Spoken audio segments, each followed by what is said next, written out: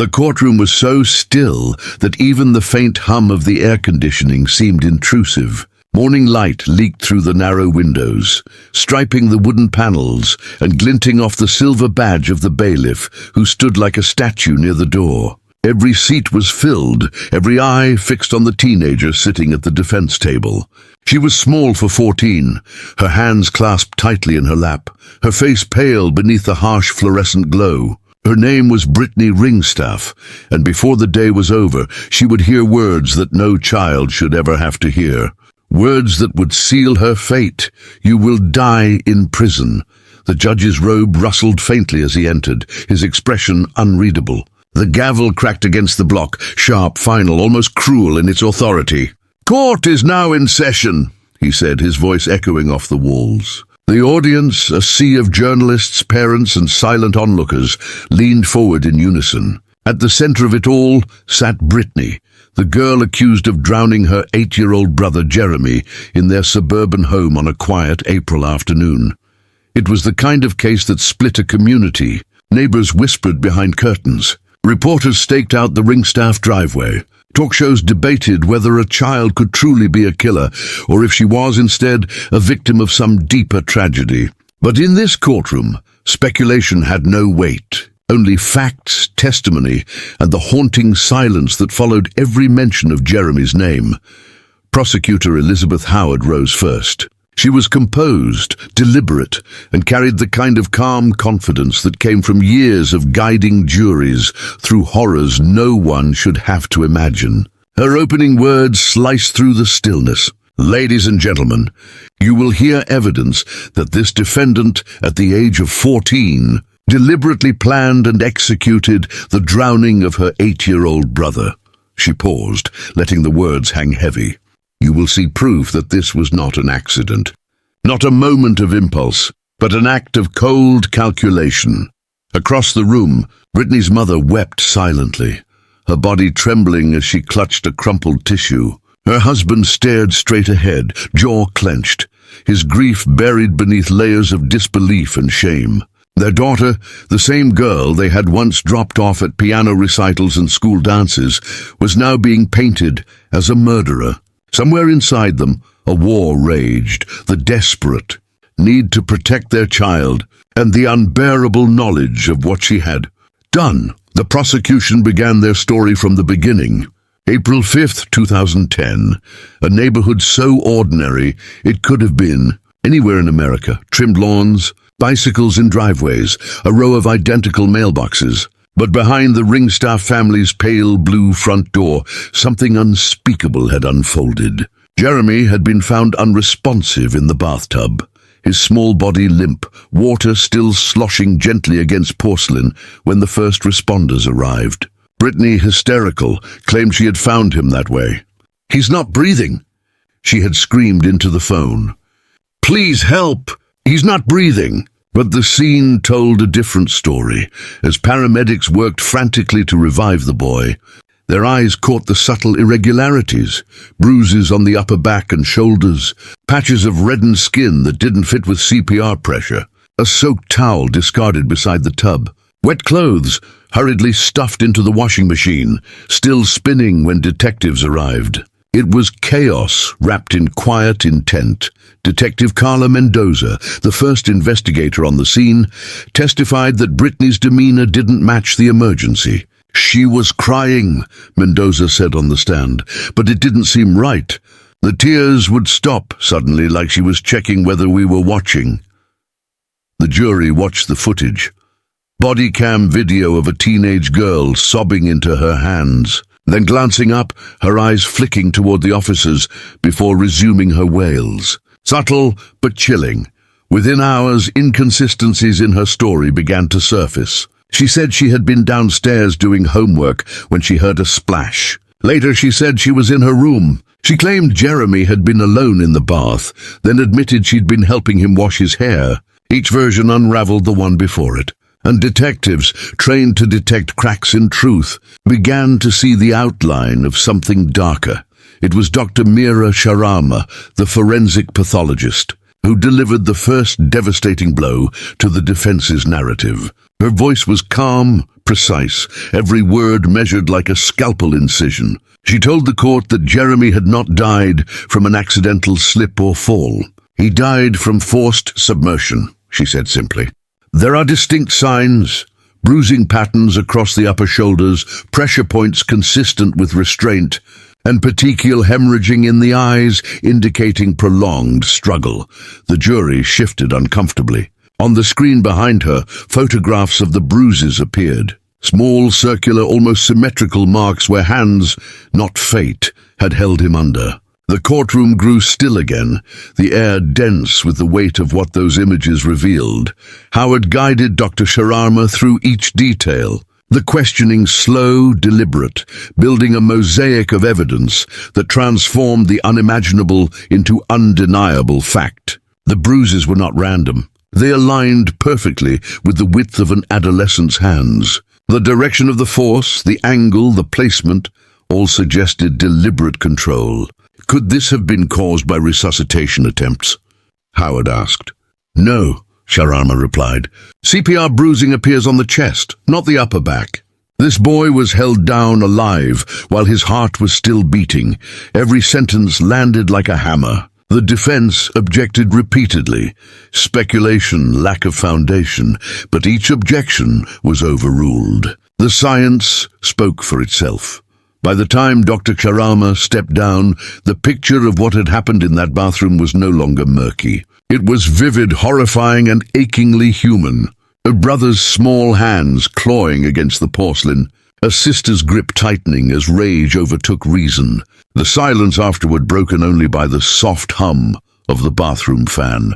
Then came Derek Winters, the forensic scientist specializing in blood pattern and trace analysis. His testimony added another layer to the truth the prosecution was building, microscopic evidence that defied Brittany's story. We found microscopic blood spatters on the cuffs of her sweatshirt, he said, enlarging an image on the courtroom monitor. These are consistent with aerosolized blood, droplets formed when a person is thrashing in water and blood becomes suspended in the air. He paused, turning toward the jury. That doesn't happen when someone finds a body. It happens when someone is part of the struggle. The room went silent again. Even the defense attorney, Patricia Reynolds, seemed to deflate slightly, her pen motionless in her hand. Winters went on, describing the most damning piece of all, blood and tissue under Brittany's fingernails. We recovered epithelial cells matching the victim's DNA, he said. This tells us there was direct, violent contact while the victim was bleeding, consistent with Jeremy scratching her as he struggled. Reynolds tried to find a way out of it. She suggested maybe Brittany had gotten the blood under her nails when pulling Jeremy from the tub. Winters shook his head gently. No, the distribution pattern was fine spray, embedded deep. That comes from resistance, not rescue. It was unshakable, clinical, factual, devastating, but the prosecution's strategy wasn't built on science alone. It reached deeper into motive, emotion, and psychology. When Dr. Elaine Winters, the adolescent psychologist, took the stand, she didn't speak like a scientist. She spoke like someone who understood the storm that can brew inside a young mind. She acknowledged the obvious, that the teenage brain is still developing. The prefrontal cortex, responsible for judgment and impulse control, isn't fully mature until adulthood. But she drew a clear line between impulsivity and planning. Adolescents may act out of emotion, she said, but the behaviors we see here, the false phone calls, the cover story, the online research, are not impulsive.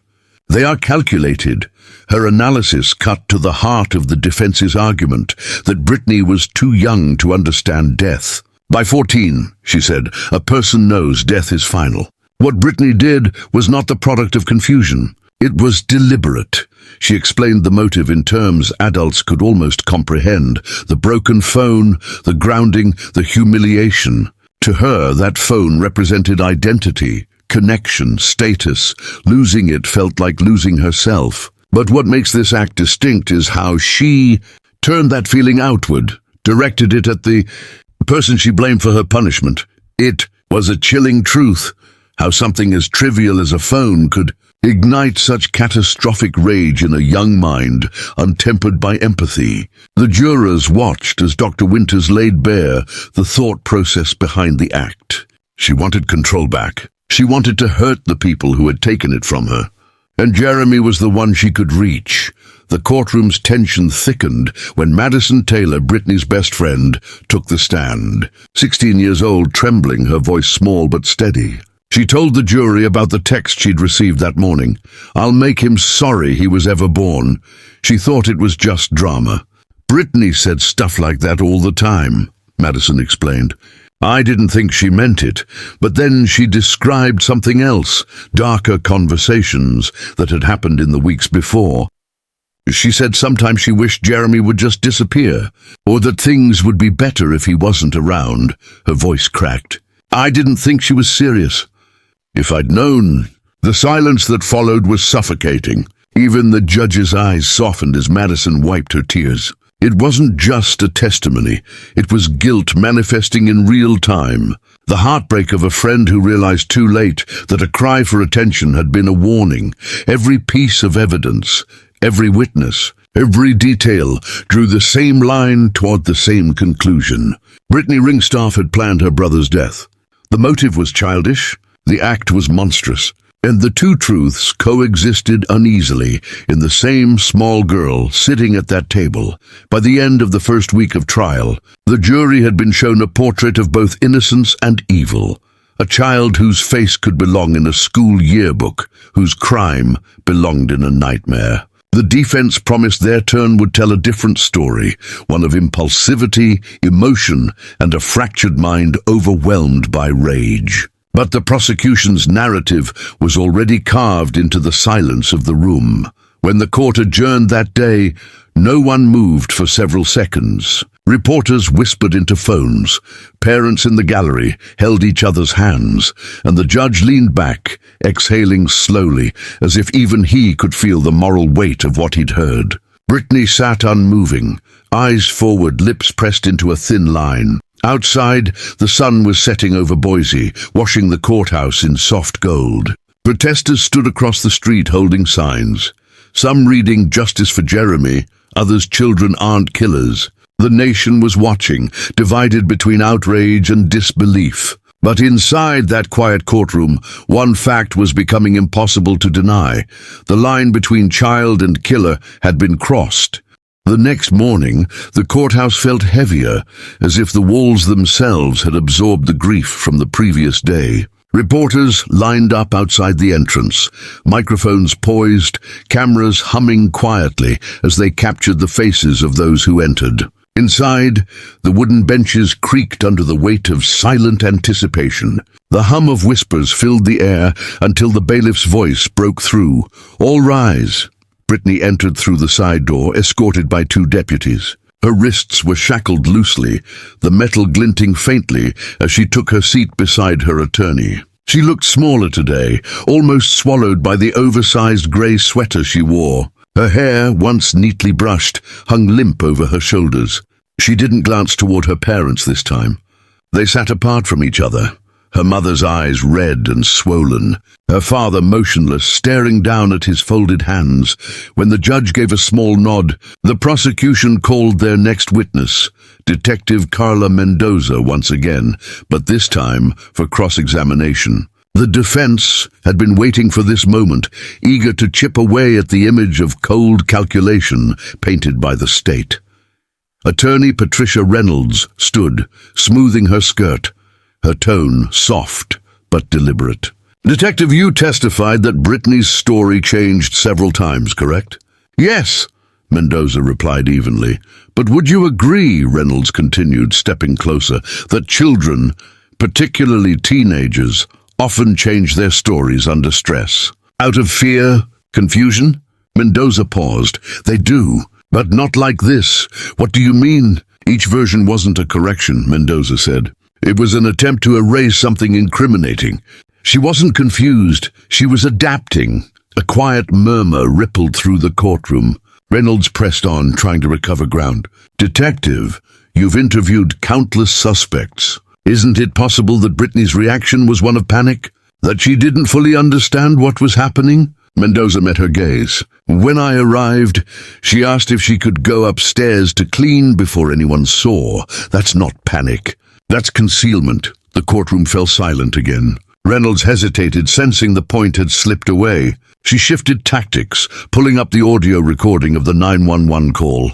Brittany's trembling voice echoing through the speakers. "Please hurry," the young girl's voice cried. "He's not breathing." The sobs were raw, desperate, almost convincing. The defense used it like a lifeline. "This is not the voice of a killer," Reynolds told the jury.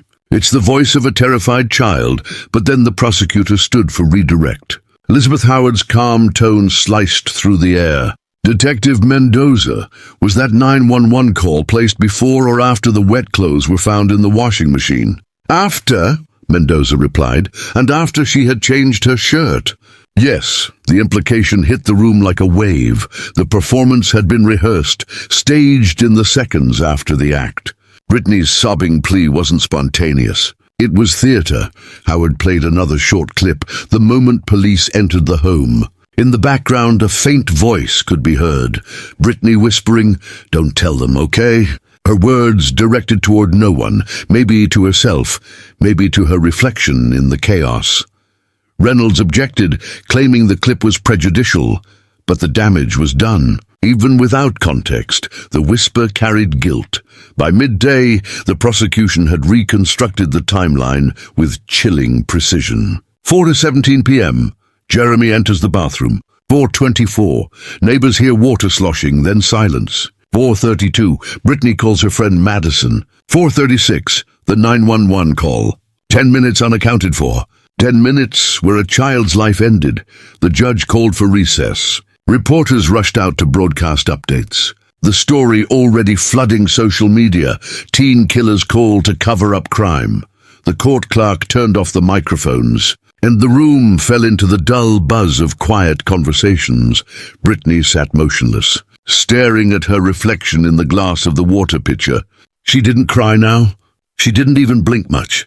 Her attorney leaned in, whispering urgently, but Brittany only nodded faintly, eyes unfocused. Across the aisle, her mother was trembling, clutching a small photo of Jeremy.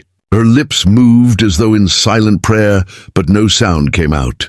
The afternoon session began with testimony from the crime scene technician, a man named Mark Phelps, whose calm, methodical tone was both reassuring and horrifying. He explained how the wet clothing had been recovered, the damp fibers analyzed for DNA and detergent residue. The washer had completed its cycle, he said. The water inside was still warm. Howard guided him step by step through his findings. "What did you find on those clothes, Mr. Phelps?" "Traces of the victim's blood. Microscopic but present. And what conclusion did your team draw from that?" "That the clothing was worn during the act, not after. It had absorbed transfer before the wash." The defense objected again. Contamination, speculative conclusions, but the court overruled. The technician was unflappable, his voice unwavering. Then came something no one expected. Phelps mentioned the discovery of a journal hidden beneath Brittany's mattress. The word hung in the air, like a spark ready to ignite. Reynolds immediately objected, demanding a sidebar, but the judge allowed limited discussion pending authentication. Howard handled it carefully. "The journal," she explained, contained entries expressing anger toward her brother. Phrases like, "He ruins everything and I wish he'd stop existing." The defense fought to keep it out of evidence, arguing privacy, emotional venting, teenage melodrama. But the prosecution argued relevance, motive, mindset, and premeditation. The judge took the matter under advisement, but the damage was already in the jurors' minds. When court adjourned that day, whispers followed Brittany all the way out, not of pity, but of fear. Parents with children her age looked at her differently, as if trying to understand how something so ordinary could harbor something so deadly. Outside, the air had turned cold. Protesters shouted from both sides of the barricade, some waving signs demanding justice, others holding posters that read, "She's just a child." The crowd reflected the nation's divide. Inside TV vans, anchors rehearsed their live reports, painting Brittany as either a monster or a martyr of circumstance.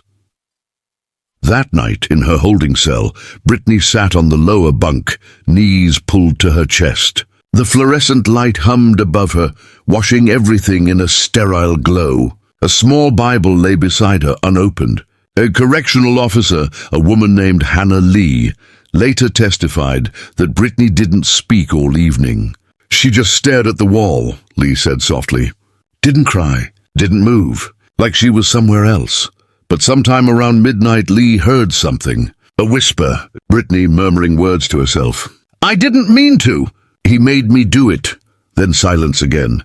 The next day, the defense began its case, a desperate attempt to humanize a girl already painted as a killer. Reynolds began with a montage of photographs projected onto the courtroom screen.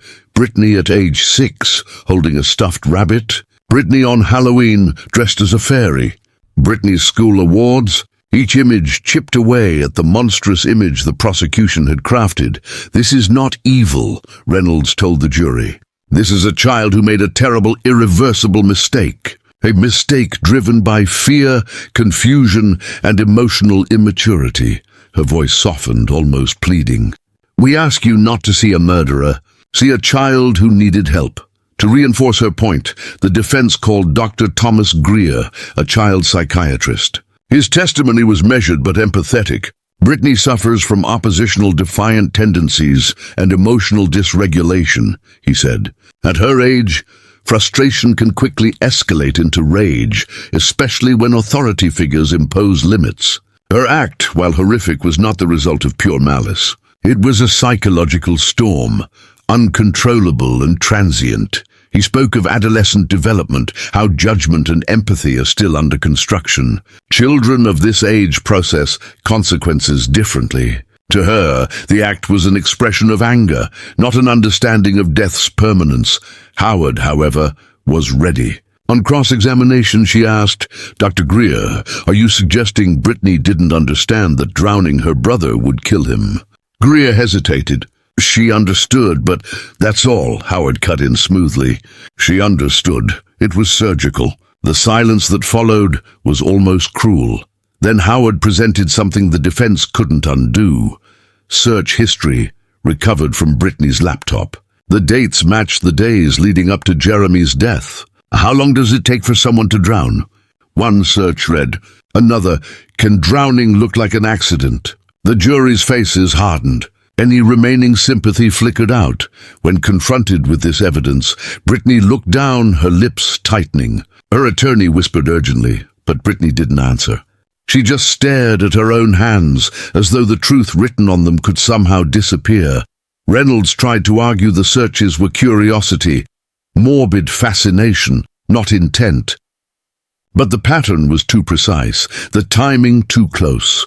By the time the day ended, the defense's strategy was unraveling. The image of innocence had been replaced by a quiet, chilling awareness that this act had not sprung from confusion or mental illness alone, but from choice.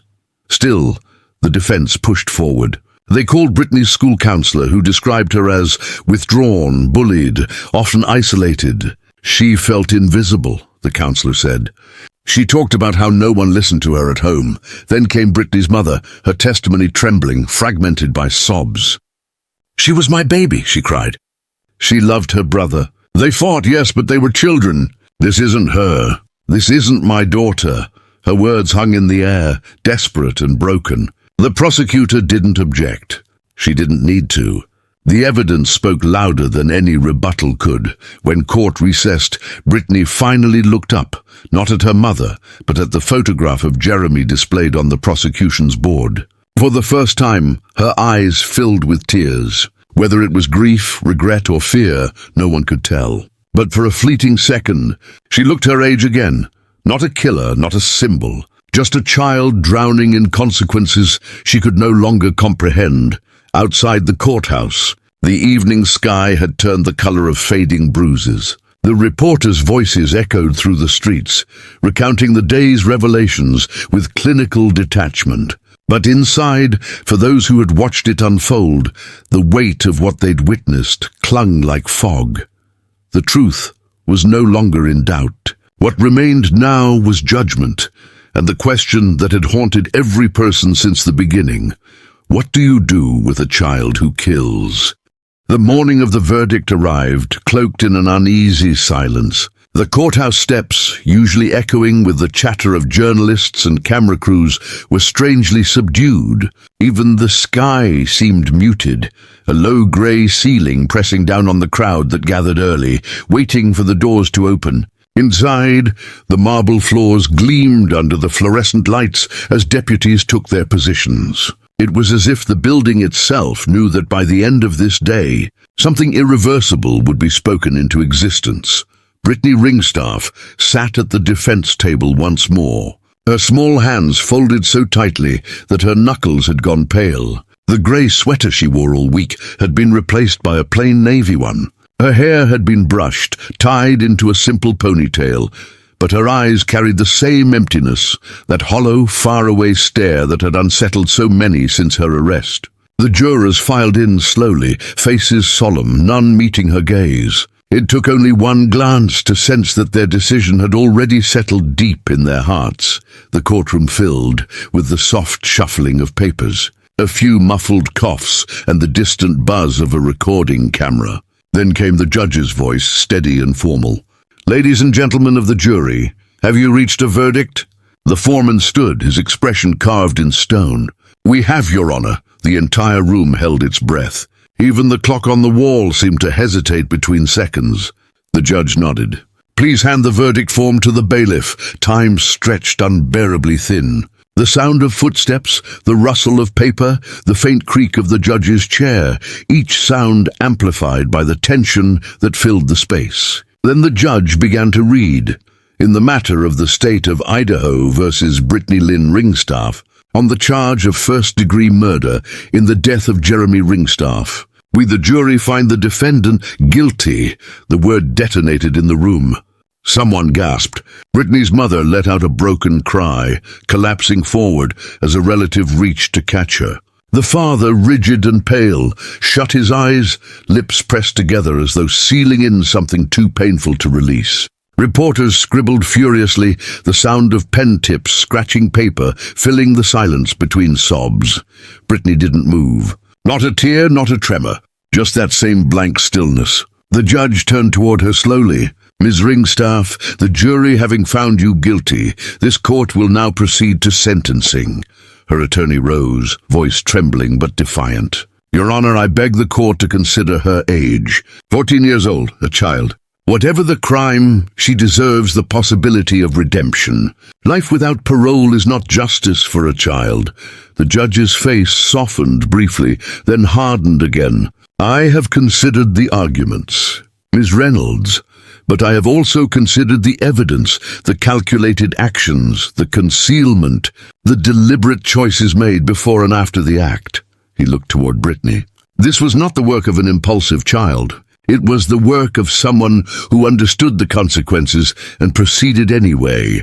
Brittany's attorney tried again. "She can change, Your Honor. We've seen it happen. Children grow, they learn." The judge cut her off gently. "Not all wounds can be undone by time." He leaned forward, his voice low but resonant, carrying through the room like a verdict in itself. "Ms. Ringstaff, please rise." Brittany stood, mechanical and slow, her chains clinking faintly. Her knees trembled under the weight of every eye fixed upon her. The judge continued, "You have been found guilty of taking the life of your 8-year-old brother, an innocent child who looked up to you, trusted you, and depended on you. The court has heard arguments of youth, of immaturity, of potential rehabilitation. But the facts remain. You acted with premeditation, you acted with intent, and you acted with cruelty." He paused, letting the silence fall heavy between them. "For that reason, I hereby sentence you to life in prison without the possibility of parole." A gasp rippled through the room. Someone whispered, "She's just a kid," but the words were swallowed by the quiet that followed. The judge's voice dropped lower, almost sorrowful. "This court does not take this decision lightly. I take no satisfaction in it. But actions, no matter the age of the actor, have consequences. Ms. Ringstaff, you will spend the rest of your life in the custody of the Idaho Department of Corrections. Brittany blinked once, twice, but no tears came. The judge's next words landed like a gavel strike to the soul. You will die in prison. The moment hung suspended in time, the sound of the phrase echoing off wooden walls, settling into every corner of the room. Her mother's wail filled the silence that followed, raw and agonizing. Even the bailiff's eyes glistened as he stepped forward to escort Brittany away. As the deputies led her toward the door, her mother reached out desperately. "Brittany, please."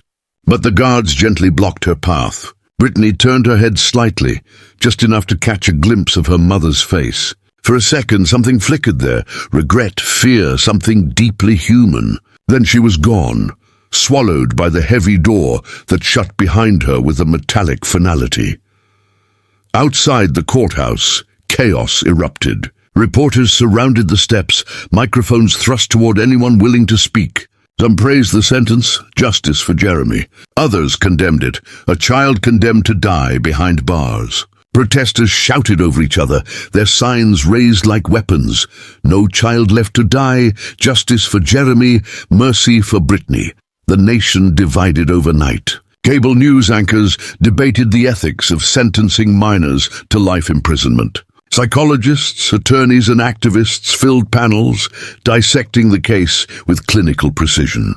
But for those who had been inside that courtroom, no debate could erase the image of a 14-year-old girl hearing her life end before it had truly begun. In the days that followed, pieces of the story trickled out. Letters Brittany had written in juvenile detention surfaced, short, cryptic notes to her mother. "I dream of him," one said. "Sometimes I can't breathe." Another read, "Tell Dad I'm sorry. I didn't mean to make everything stop." Her mother visited her once during intake at the women's correctional facility. It was a grey, windowless room, cold and sterile. The guard stood nearby as she entered. When Brittany saw her, her face crumpled for the first time since the verdict. But words failed them. The mother reached out, pressing her palm against the glass. Brittany mirrored the gesture. No sound passed between them, only tears. "I still see him," Brittany whispered finally through the small phone receiver. "In the water. He's calling me." Her mother's sobs filled the static of the line.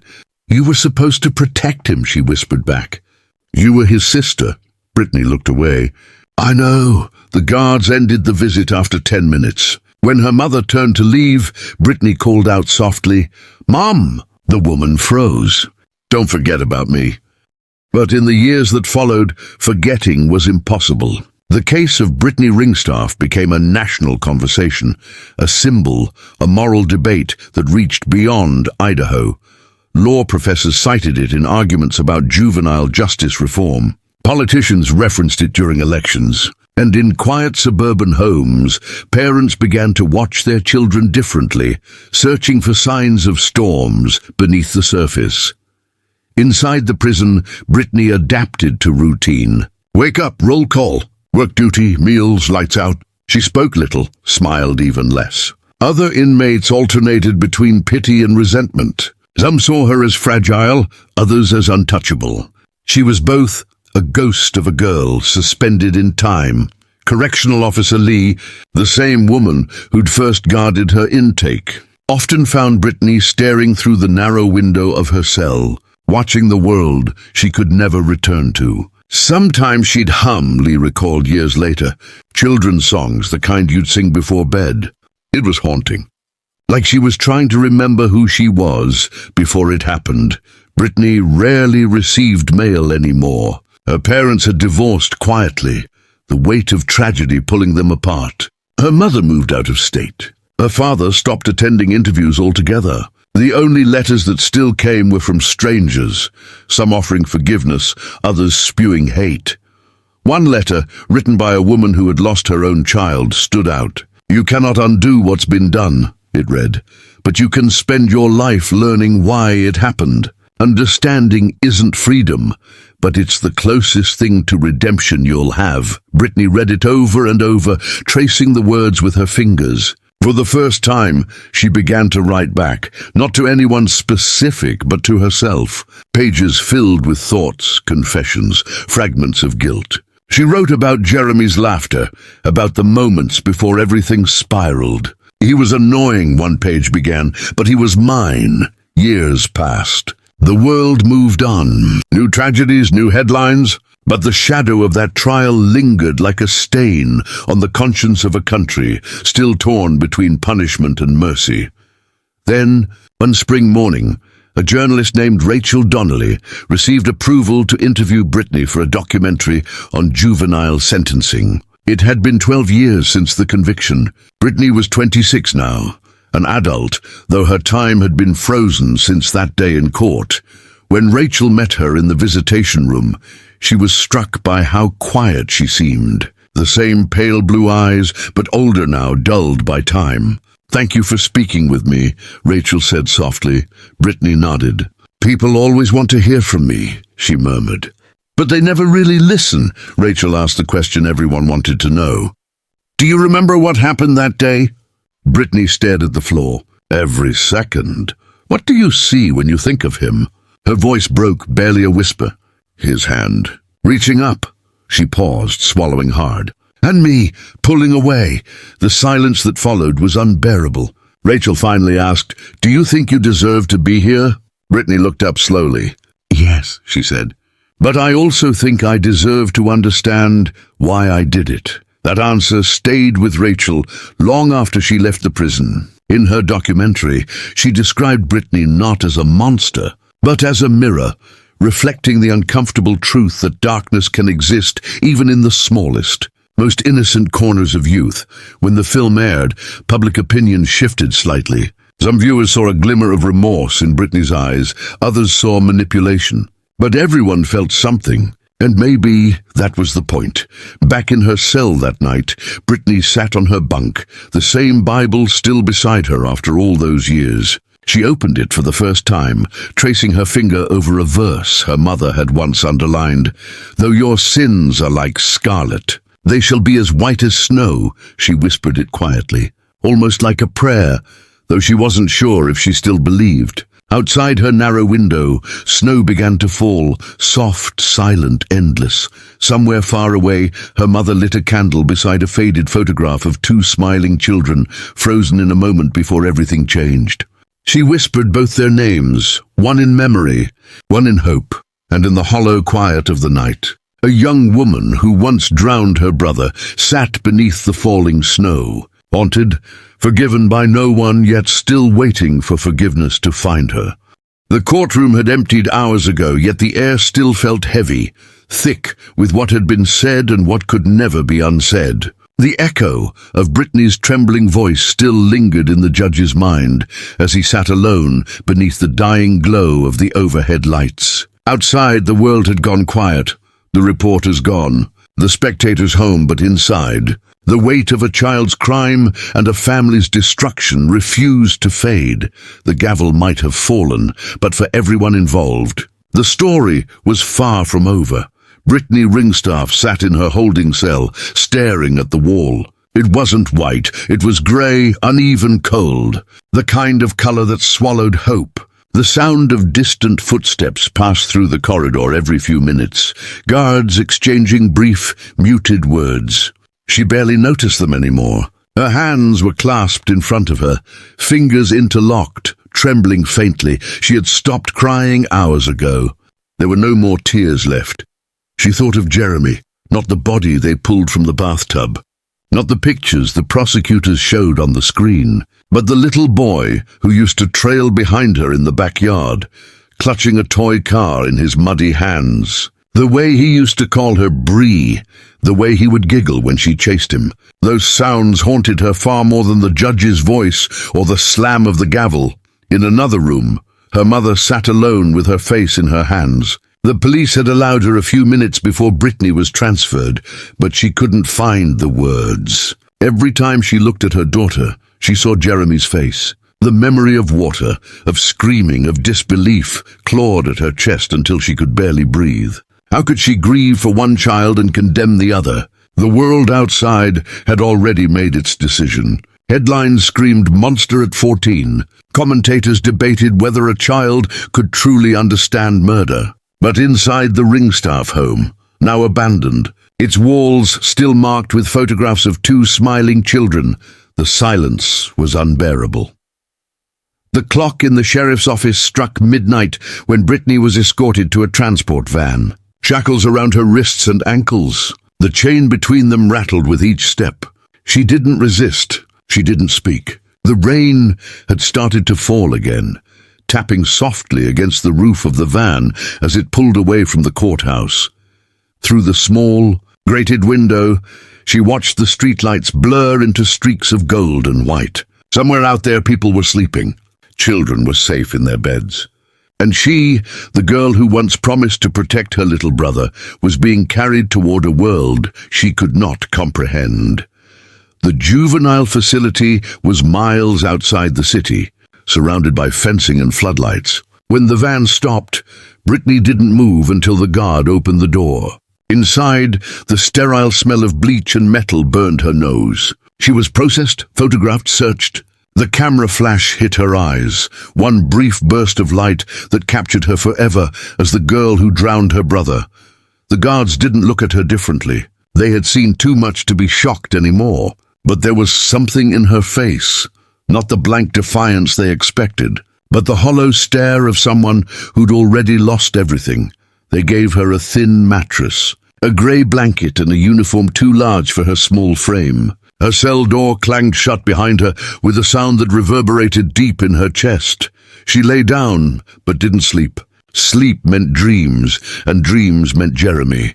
Weeks passed in fragments, breakfast trays sliding through slots, therapy sessions she barely spoke in, letters from her mother that went unanswered.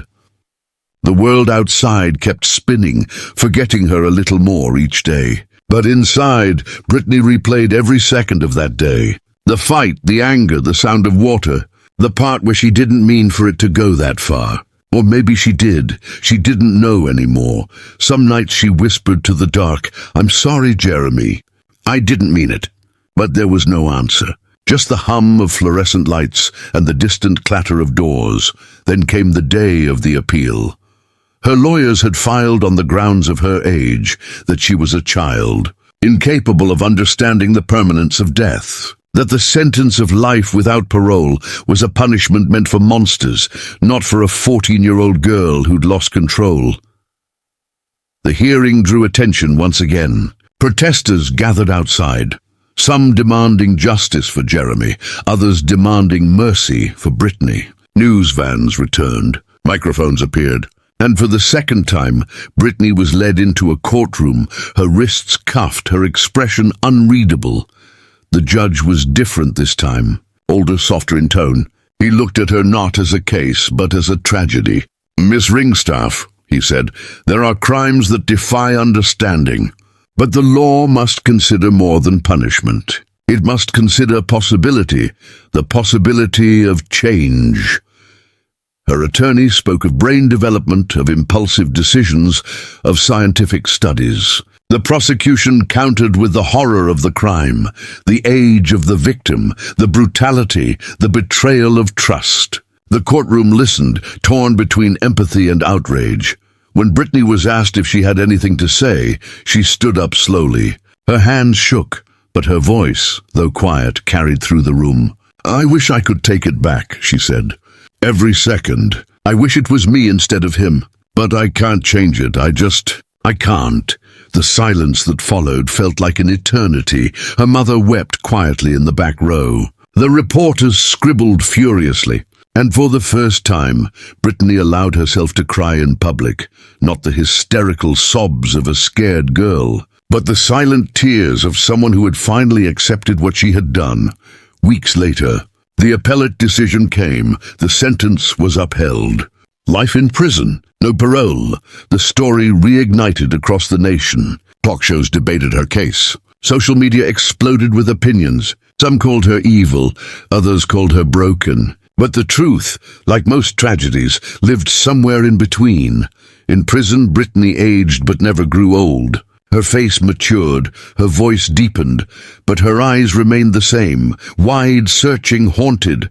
She enrolled in educational programs, worked in the library, tried to find meaning in pages of books about redemption and forgiveness. But the nights were always the same, silent, endless, heavy with memories of water and screaming. Her mother visited once a year, each time a little older, a little more tired. Their conversations were short, careful. There was love, but also distance, the kind of distance that grows from pain too deep to touch. Years passed. Seasons changed. The world outside moved on. New crimes filled the news cycle. New faces became the focus of outrage and pity. But inside that cell, time stood still. One winter evening, as the snow fell softly outside the barred window, Brittany sat with a notebook in her lap. She had begun writing, not for the court, not for anyone else, but for herself. Letters to Jeremy. Letters she'd never send. Dear Jeremy, do you remember the time we built the snowman? You said his nose looked weird, and I laughed so hard I fell over. I miss that laugh. I miss you. I don't know if I'll ever be forgiven, but I hope somewhere you're okay. I hope you know I didn't mean it. She stopped writing when the lights dimmed for lockdown. Her pen hovered above the paper as tears blurred the words. Then she folded the letter and placed it under her pillow, like a secret prayer. Some nights the guards said they could hear her whispering, soft, broken fragments of apologies carried into the dark. Others said they saw her staring out the window, mouthing words only she could hear. Maybe she was talking to her brother, maybe to herself, maybe both. Years later, when a new warden took over, Brittany's file came across his desk. He was struck by the length of her sentence, by how young she'd been. He asked to see her in person. When she entered his office, he expected someone hardened, resentful. Instead, he found a quiet woman with tired eyes and a soft voice. "I've read about your case," he said carefully. "You've been here a long time." "Yes," she replied simply. "Do you still think about it?" She hesitated, then nodded. "Every day," he leaned forward. "If you could change one thing, what would it be?" Her answer came without hesitation. I'd trade places with him. There was nothing else to say. Outside, the snow continued to fall. Inside, the lights flickered once, then steadied. The prison was silent again. Another night in a place built on regret. And yet, for the first time in years, Brittany felt something small but real. Not hope, not forgiveness, but understanding. That even in a life measured by mistakes, there could still be moments of truth. She closed her eyes, whispered Jeremy's name one last time, and let the darkness hold her. Morning light filtered through the narrow slit of Brittany's cell window, pale and uncertain, touching the corner of the concrete wall, where her latest letter to Jeremy rested beneath a folded blanket. The world outside had changed again. Years had turned quietly, almost mercifully, but inside time remained motionless, thick as dust. The warden who had spoken with her weeks before hadn't forgotten their conversation. Something in her voice, that soft resignation wrapped around regret, stayed with him long after she'd been escorted back to her unit. He began quietly reviewing her case files, talking with counselors, speaking to the prison's chaplain about possibilities, small, distant things like transfer programs, psychological reevaluations, maybe even a petition for clemency someday. Brittany didn't know any of this. Her days blurred into a rhythm she could bear. Mornings were for chores, afternoons for the library, evenings for silence. The other women rarely spoke to her. Some had heard her story and kept their distance. Others saw in her a ghost of the children they once were. There were moments, small, fragile ones, when she could almost feel normal again. Reading poetry in the corner of the library, watching snow fall beyond the razor wire, hearing a laugh echo down the hallway. They were tiny reminders that the world still contained softness even here. But every night, as the lights dimmed and the sound of closing doors echoed through the halls, that softness evaporated. The guilt came crawling back, familiar and patient. It spoke in her brother's voice. It moved in the rhythm of running water. One night, unable to bear the silence, she approached the prison chaplain, a calm man with grey hair and a face that seemed carved from patience. "Do you believe people like me can be forgiven?" she asked him. He studied her carefully. "Do you want to be forgiven?" Her voice cracked. "I don't know if I deserve it." He nodded slowly.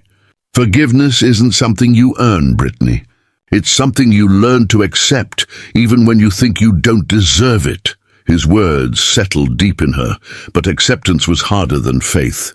Months passed before she dared to join the small circle that met every Thursday evening in the chapel. Women who shared their stories not to erase what they'd done, but to survive what followed. Some had stolen, some had killed. Each carried a different kind of grief. Brittany listened quietly, rarely speaking. But when she finally did, her words came out like broken glass. "I killed my little brother." The room went still. No one gasped. No one turned away. They simply listened. And for the first time, she wasn't treated like a headline or a monster. She was just another soul trying to breathe through her guilt. The meetings became her anchor. Slowly, she learned how to speak again, how to carry her pain without letting it consume her. The chaplain noticed the change, the way her shoulders no longer hunched as if expecting a blow, the way her eyes sometimes found the courage to meet another's. Then came the letter. It arrived unexpectedly, folded in an envelope marked with her mother's handwriting. The letters had stopped coming years ago, and when Brittany saw that familiar script, her hands trembled. She opened it slowly, afraid of what waited inside. "Brittany, I don't know how to begin this letter. There isn't a day I don't think of Jeremy, but there also isn't a day I don't think of you. I've spent years trying to hate you, and I can't. You are still my daughter. Maybe someday, if you're willing, I'd like to see you again." Brittany stared at the page for a long time, tears falling silently onto the paper. She pressed it against her chest, whispering words she couldn't form aloud. The following month, a visit was arranged. The prison visiting room was ordinary. Plastic chairs, vending machines humming in the corner, guards watching from behind glass. But to Brittany, it felt like a cathedral. She waited, hands twisting nervously in her lap, until the door opened and her mother stepped in. They both froze.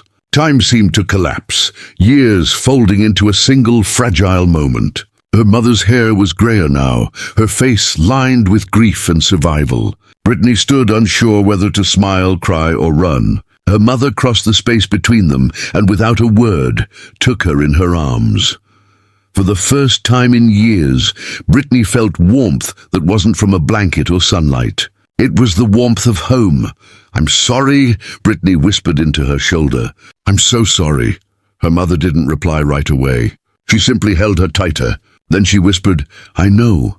They spent the hour talking about small things, the weather, the food, the books Brittany read. They avoided the past at first, circling around it like wounded animals. But before leaving, her mother said softly, "He loved you, you know, Jeremy. He always loved you."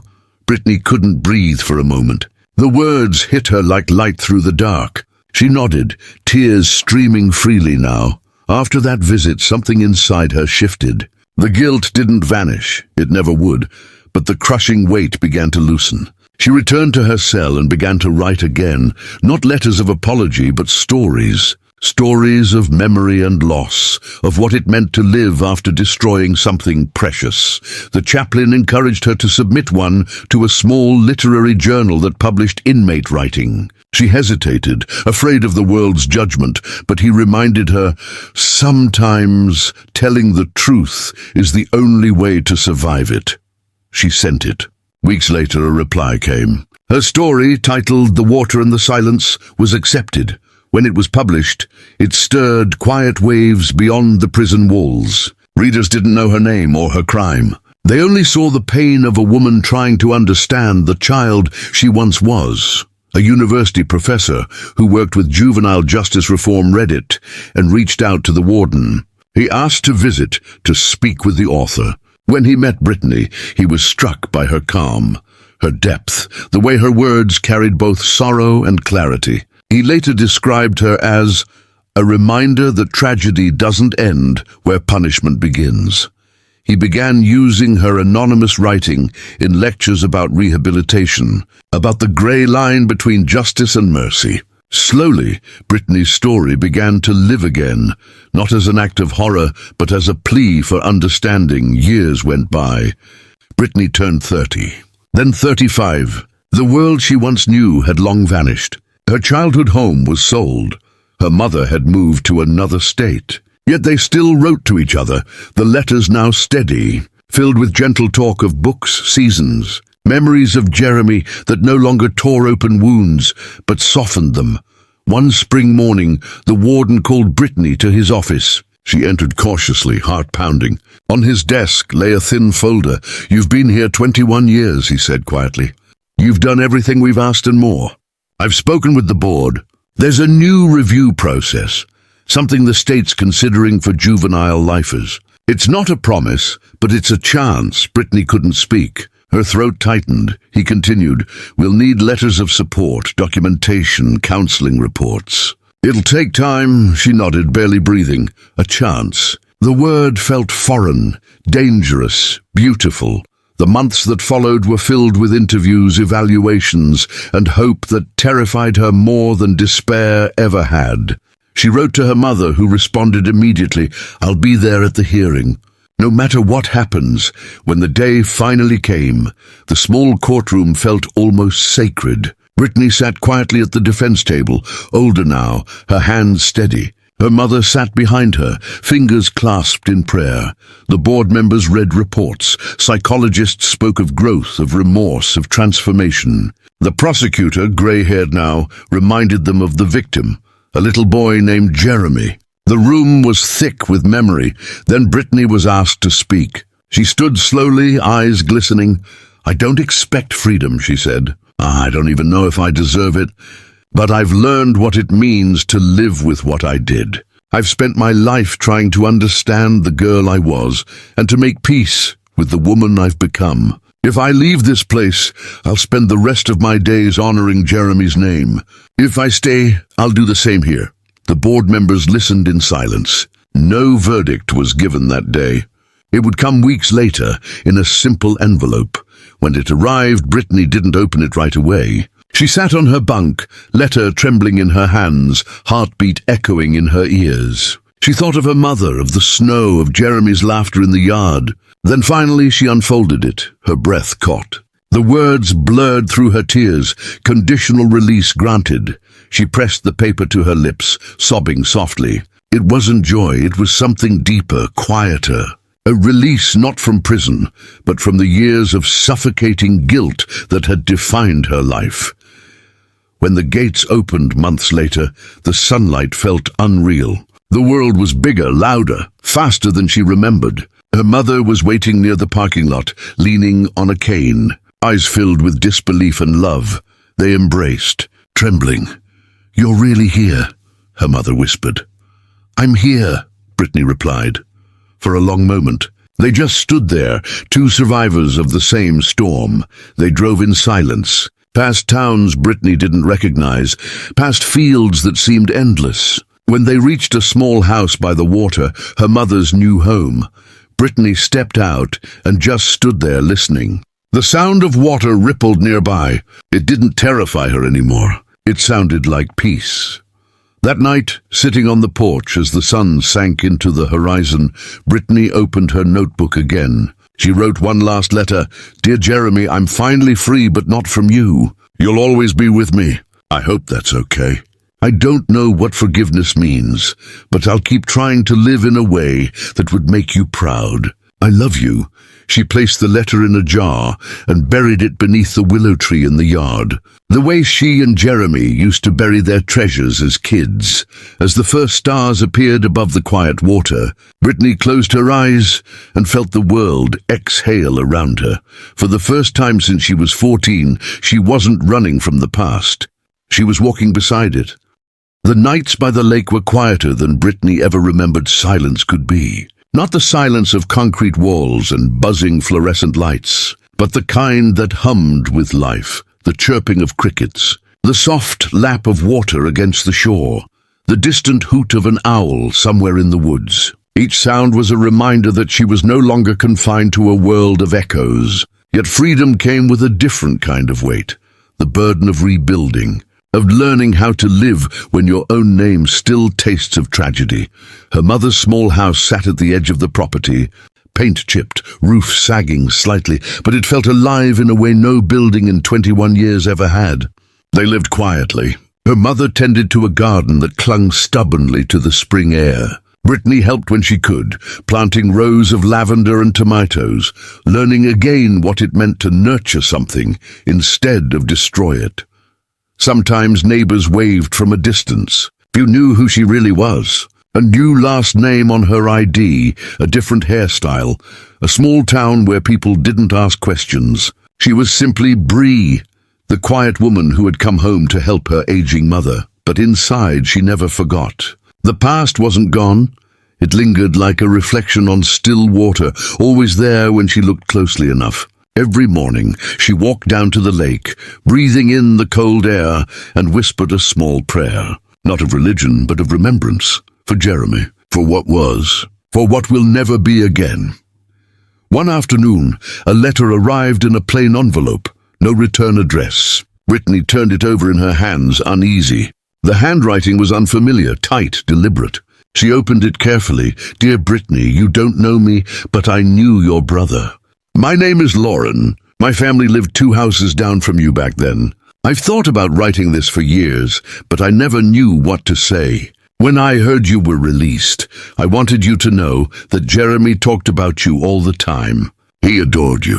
He used to brag that his big sister could do anything. I hope you find peace, because he would have wanted that for you. The letter trembled in her hands. She pressed it against her chest, eyes wet, breath unsteady. It was the kind of grace she never expected, a stranger's kindness, a fragment of the brother she lost, reaching through time to remind her that love still existed in the ruins. That night, she walked to the willow tree again, moonlight spilling through its branches. She sat on the cool grass, the earth still soft where she had buried the jar, and read the letter aloud, her voice breaking in the middle. When she finished, she whispered thank you to no one and everyone. Days turned to months. Brittany began volunteering at a community center in town. It started small, helping organize donated clothes, sweeping floors, but the director noticed her quiet dedication and asked if she'd help with the youth program. Some of these kids have rough homes, he said. They just need someone who listens. The first day she stepped into that small classroom, filled with restless teenagers and worn desks, her heart pounded. The smell of pencil shavings and chalk dust hit her like memory. She could almost see herself there, angry, misunderstood, lost. The kids were wary at first. She didn't talk much about herself, only listened, nodding when they ranted about unfair teachers or broken families. Slowly they began to trust her. There was something in her eyes, a quiet that understood. One afternoon, a girl named Mariah stayed behind after everyone else had left. She was 15, sharp-tongued but fragile under the surface. "Can I ask you something?" she said. "Of course. Why do you care so much?" "People like us. Adults usually just give up on us." Brittany smiled faintly, sadness flickering behind her eyes. "Because someone should have cared about me when I was your age. Maybe things would have been different." Mariah tilted her head. "What happened to you?" Brittany hesitated, the question hanging heavy in the air. She could lie. Or she could tell the truth, the kind of truth that burns but heals. She took a breath. "When I was 14, I made a mistake. The kind that changes everything." Mariah's eyes widened, but Brittany continued softly. "I hurt someone I loved.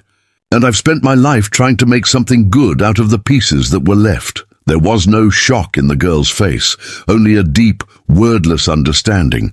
"Did you ever forgive yourself?"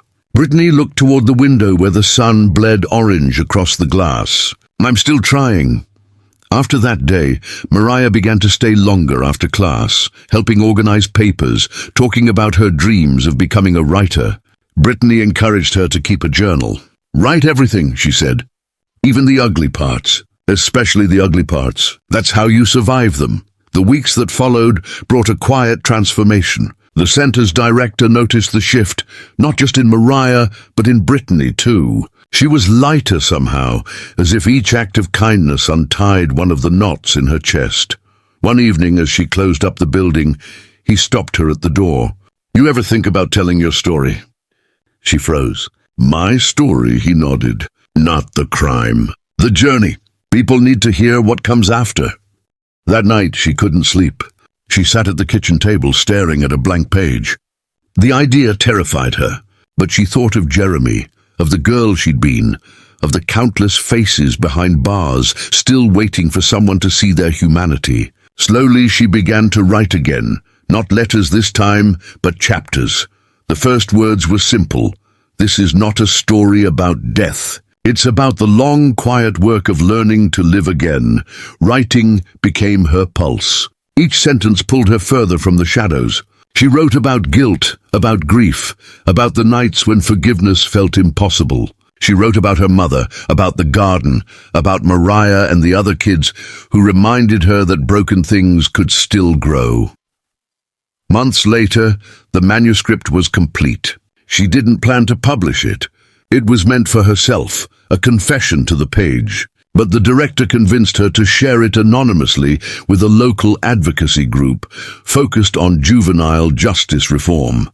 The group's founder, a woman named Claire, read it in one sitting. She called the next morning, her voice shaking. Whoever wrote this, she said, understands what the system forgets, that no one stays the same person forever. When Brittany finally met her, she was nervous, hands fidgeting, avoiding eye contact. Claire smiled warmly. You've lived through hell, she said. Would you be willing to help others still trapped there? And so, quietly, Brittany began speaking, not in headlines or interviews, but in classrooms, reform panels, small gatherings. Her identity was known to only a few. She didn't talk about the crime itself. She talked about what came after, about responsibility, remorse, and the slow, brutal process of rebuilding a soul. She never raised her voice. She didn't have to. Her calm, steady tone carried more power than anger ever could. One evening, after a talk at a local college, a young man approached her.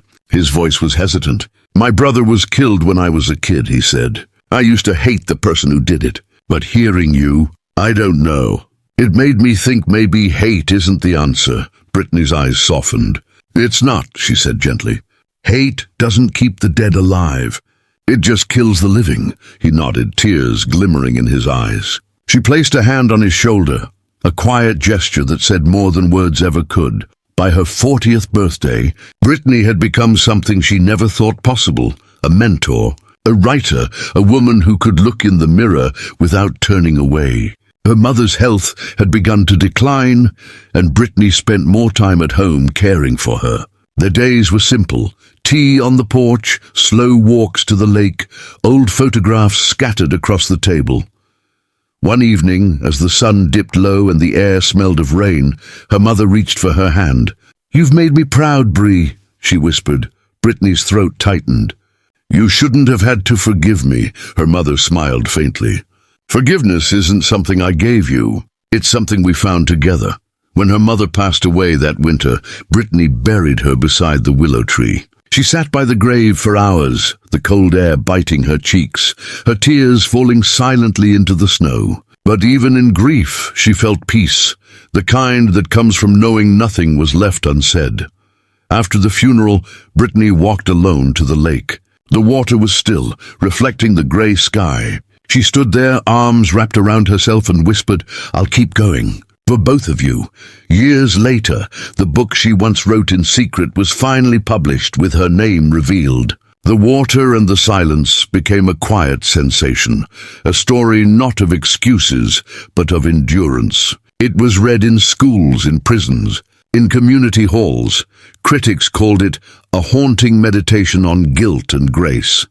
Readers called it a mirror. When Brittany was invited to speak at a national juvenile justice conference, she hesitated. The idea of standing before hundreds of people, her entire past exposed, terrified her.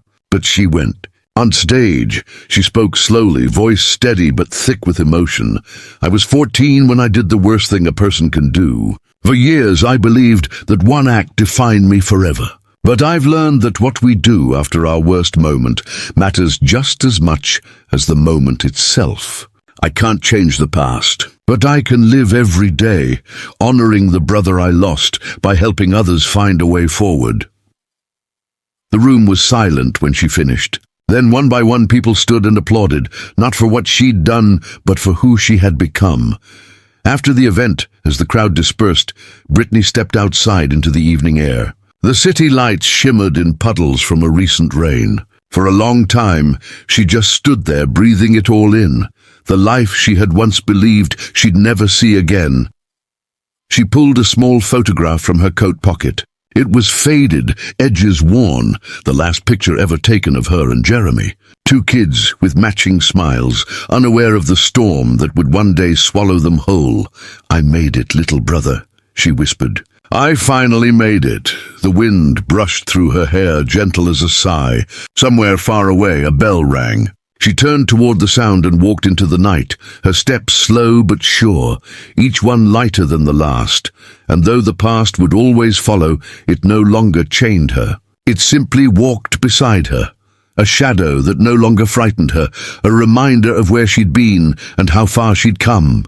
The water and the silence that once defined her life now existed in harmony. One flowed endlessly, the other waited patiently. Together, they carried the memory of a girl who had learned that redemption isn't found in forgetting what you've done, but in choosing every day to live differently because of it.